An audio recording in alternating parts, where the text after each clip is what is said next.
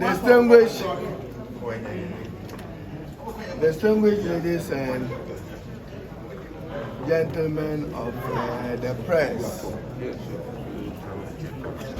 let me thank you for responding to our very urgent call to address you on a matter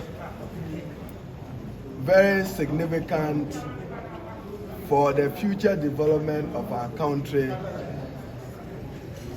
the future of our democracy, the future of good governance, which is premised on the preamble of the 1992 Constitution, probity and accountability.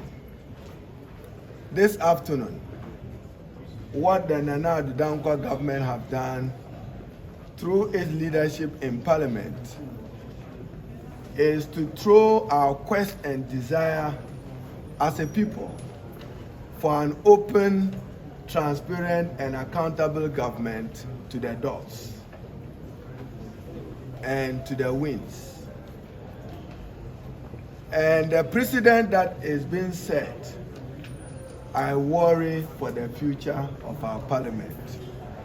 And I worry for the future of any parliamentary committee tomorrow that will be seeking under Article 1033 of the 1992 Constitution to inquire into any matter of public interest. Our motion was a very simple one, admitted by the Speaker and dismissed by the Deputy Speaker. Interesting times in Ghana. So you see sometimes what invites chaos into the chamber. A motion admitted, advertised over a month by the Speaker. A Deputy Speaker presiding to serve nothing but a narrow partisan interest, even after the motion is moved and seconded, dismisses the motion that it ought not to have been admitted.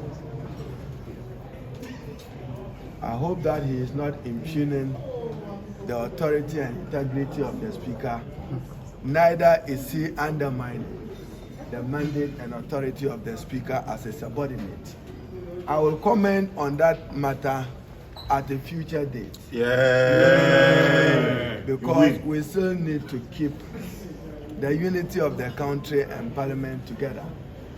But as all of you have perused our rules, even Order 191 that he referred to, any of you who have your standing orders refer to it.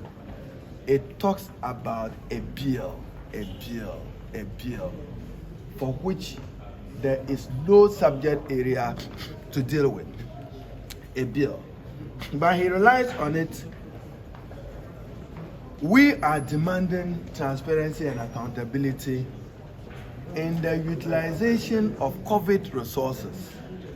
And we simply are telling the Ghanaian public that neither the Minister for Finance nor ministers responsible for sectors, including the Health Minister, have adequately accounted for the expenditure of COVID resources. I refer to $2.5 billion Ghana cedis announced in the 2022 budget as expenditure over the 2021 period. That has not been accounted for anywhere in any budget or in any expenditure. During the budget hearing, you heard the Minister of Foreign Affairs say that Minister of Finance spent 65 million on my behalf. The Minister of Finance is not a procurement entity for the Minister of Foreign Affairs. So how were those expenditures committed? By what procurement procedures to guarantee value for money?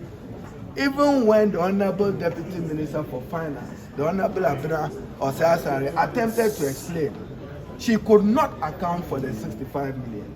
She ended at some 21 to 30 million. It is for this reason that we moved a motion, because as you are aware, very respected civil society groups, Send Ghana, and Ghana Integrity Initiative today have launched damning reports into COVID expenditure. So what they have done is to say that don't shine the light on the darkness of corruption. Very disappointing for our country. The precedent that is being set, Parliament tomorrow may not be able to appoint any committee to probe any underhand or unsatisfactory dealing or performance of sector ministers. Is this the government Ghanaians voted for that cannot uphold itself to the values of probity and accountability? We can only be disappointed by the ruling of the Deputy Speaker.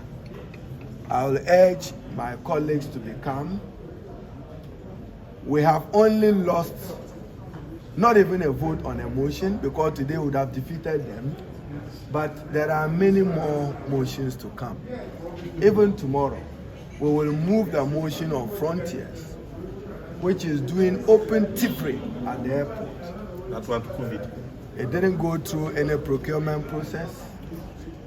They are charging Ghanaians who are returning abroad, international citizens, huge sums of money that is not being charged in other civilized jurisdictions where better facilities have been provided to deal with COVID.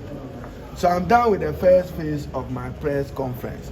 There's a second leg. I need the ranking member for local government.